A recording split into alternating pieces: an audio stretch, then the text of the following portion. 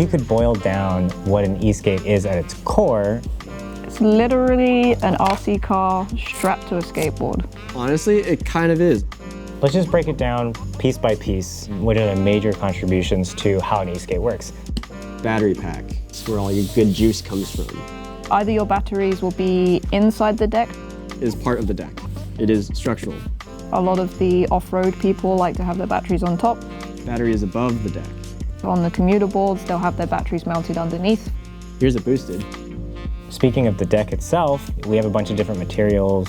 The lighter, more inexpensive decks will be made out of wood. One of the most popular is bamboo. A flexi deck will act like suspension.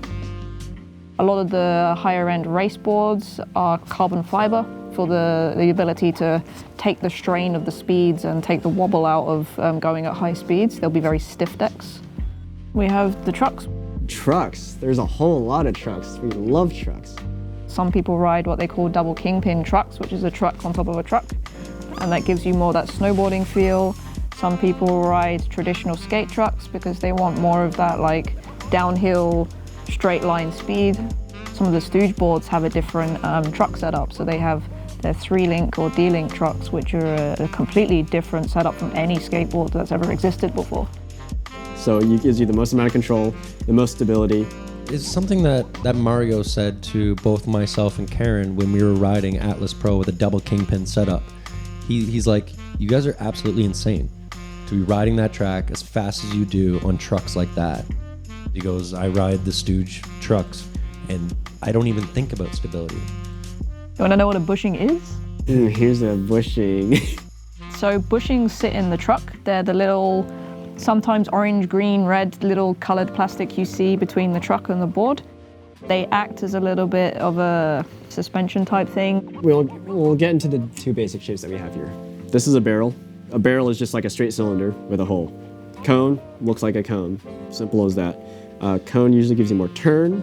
Barrel is a little bit more stability. Depending on the durometer of it, so durometer is how hard or how soft it is. The higher the number, the harder it is. The lower the number, the softer it is, the more turning, the more instability you have though. You'll have a wheel either side of the truck, obviously, and then that's front and back. Your best bet is to learn to do wheel changes yourself. You don't really need to go to a mechanic for that. Here's how fast you could change your tire. This is not a real situation in which you would change from a small tire to a large tire. Look at that. That's actually to say that. Don't forget your nut. I've done that. It sucks. Wheel comes off. These are pneumatic tires. These are your most comfortable, especially for like high-end street riding. They have tubes inside them, little rubber tubes, same as a bike tire. These rubber wheels will handle wet situations a lot more. Because we are a much smaller tire and we're putting quite a lot of force in them, the rubber tires especially, they're quite prone to having flats. We kind of consider those expendable parts. Yes. Yeah, the tube's really cheap. Tubes are super cheap. They're super small. But they are very, very easy to change. A lot of companies have put a lot of time and effort into making these hubs very easy to remove and switch a tire out. I could replace a tube in maybe 8 to 10 minutes on the field with just a screwdriver. That was my remote. Just my screwdriver. A lot of e-skate people just Carry a whole tire and we just slam it on because it's one bolt that sits on the side. You just take the bolt off, take the tire off, put a whole new thing on. So it's pretty easy. We got urethanes. Here's your prime example of a urethane wheel. Urethane is like short for polyurethane. Sometimes we call them thane. It's just like a really soft kind of plastic. They come in different hardnesses or durometers. The higher the number, the harder the wheel is. It's not rubber, it doesn't have the grip like rubber. The likelihood that you'll chew through these is pretty low. You have to put a lot of mileage on them for that to happen and be sliding them and doing all this other stuff to it. So urethanes will last longer than rubber for sure, but they're just a different ride and a different kind of feeling. Remotes. There's a ton of different kinds of remotes. It is a throttle remote. Usually goes to a receiver, and that receiver translates that input into power. It means you can step off your board and still have control over it. I even see some people treat it like a familiar, like a pet, like a little Pokemon. If you're in the DIY space, generally there's a compatible consensus across all the different customizable controllers and everything. Sometimes you want like a more ergonomic controller, sometimes you want different features. Some will have screens, some won't. Screens give you telemetry, which is your information like your speed, range, battery, status. Some controllers have a trigger on it, which is the dead man switch, so if you let go of the trigger, the throttle doesn't function. Some people prefer the puck-shaped ones, so they can hold it whilst having a puck on their hand. There's so many options. The control board is like the mother brain of the entire unit. A lot of boards are made using VESC. VESC is an open source project. We got a Steam Deck here with the VESC tool installed. You can alter almost anything to do with throttle power, mechanical side of things through that. Honestly, it's a bit of a rabbit hole. You could change your power settings, voltage cutoffs, temperature cutoffs. I'm running 180 amps to this motor. It just gives you like the ultimate flexibility. Lots of fiddling and lots of DIY. There's 3 types of motors that were typically used in ESK8. First one is the hub. Hub drives are drives that sit inside the wheels, so you wouldn't even know you have a motor on the board unless you knew what you were looking at. Hub motors are usually will be found in your budget commuters, your ATVs. And then we also have belt driven. You'll see at the back of a board, they'll have 2 can motors, and then a belt will be attached to the side that then attaches to the wheels and it makes the wheels spin. Belts are also something we consider expendable. If they are too tight, they are more likely to wear out quicker. If you run them looser, they are more likely to slip, which will grind the teeth. They are very replaceable and they are very cheap and very easy to get hold of. Belt drives, they're incredibly easy to maintain. If you have to tension the belts, loosen the screws, usually 4, on the motor. You will slide the motor back and forth. The loosest you could get the belt to be without it skipping. That will give you the longest lifespan. So lastly, we have gear, which is kind of new in the e-skate world. Metal motors with gears going into each other, and the gears are what turn the wheels. Theoretically, more torque, less resistance, less maintenance frequency. Gears, you don't have to do too much. Usually you're set it and forget it. But when you do maintain it, there's grease everywhere, hands are dirty. There's a lot of intricate parts. It's a lot more effort, and you do have to have a little bit more knowledge than belts.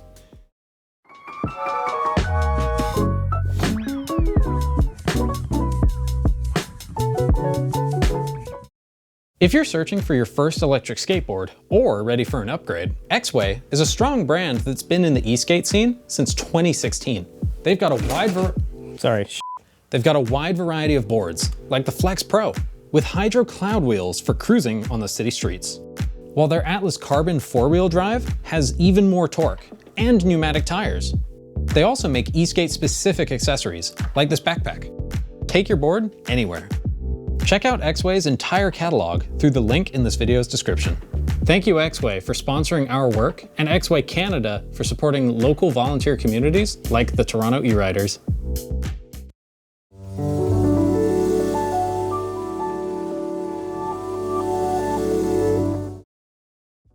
With so many different reasons to ride and so many types of terrain, we also have the drivetrains. Two-wheel drive is probably your most standard setup. Just the rear 2 wheels are the ones that have the power going to them. 4-wheel drive, they will have the motors mounted on the front and the back. They are starting to become quite common on the higher end street boards, which become used for racing. They give you way more torque. Single motor. Do have single motor boards. The single motors are a bit weird because they range from the really shit boards where it's just one motor on one wheel and it makes the board move and it's not really great. But we also see them on the very high-end race boards that power both rear wheels. That's right, he does super single. You normally find these kind of motors powering gear drives, which require a bit more oomph. These are open gear drives. Since they are open, they get a lot of dirt, debris in there, but you know, normally like rocks will just get demolished and so the rocks actually aren't an issue, and we've tested that. You can also change the grade of your grip tape, and that'll change your traction in various different ways. Some people run frit, which is glass shards laid across, sprinkled across the board, and epoxied in. It is very grippy, and it will tear your hands apart. But you also have grip tape that has foam in it, so it's soft and padded. A lot of e-skates come default with this pad because we deal with the vibration and the foot fatigue and we're riding very long distances. So the foam grip tape does help with that too. So those are like the main things that make up an e-skate. There's loads of different options. And we would like to encourage you to try those different things. While most e-skates are amazing right out of the box, it's really fun to customize it to your personal preference. Whenever you buy a brand new board, you kind of have that option out of the box because a lot of the manufacturers will send you a board that comes with urethane wheels and rubber wheels. It comes with one set of bushings and a second set of bushings because they understand there's different weight classes for different people. Every company allows you to fiddle with the board. It is totally okay, DIY is acceptable. Most companies are happy to talk to you about what you want to do to modify their stuff. Customizing it to what you want it to feel like is the biggest advantage of e-skate. So don't you tell me I am helpless just because I'm searching for myself. I've been happy, working hard just so I can say I told you so. I told you so.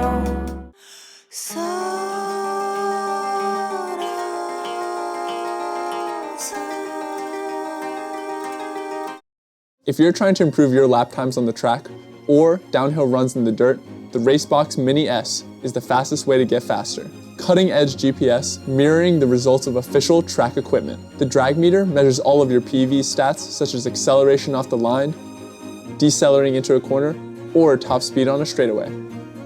Built-in storage allows the unit to record laps without connection to your phone. Simply connect to the app between laps to check your stats and times. And tons of other features to level up your riding. Sorry, I can't with a smile. Use code AUTHENTIC15 to get 15% off any Racebox at racebox.pro.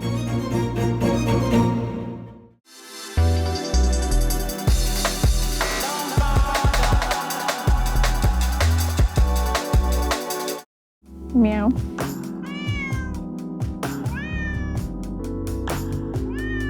Did he open the door? They've got a wide variety of boards, like the Flex Pro.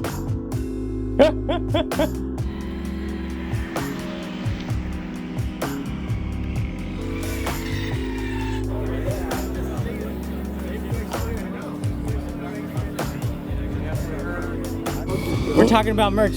We're talking about merch. How about that merch, man? Wait, where's my sticker? Dude, collector's edition. Give me some funny bits. What do you mean? I've been doing funny bits like the whole time. Be funnier, Steven. Be funnier. Oh my God. So that we have a guest star. Zalfie. He's not supposed to be down here. One of a kind. We're gonna start the auction at 250 clams, baby. The sexiest draw cords in town. I gotta whoop a band. Don't do that. Moist. No. Keep going, keep going. Couple more seconds. Done.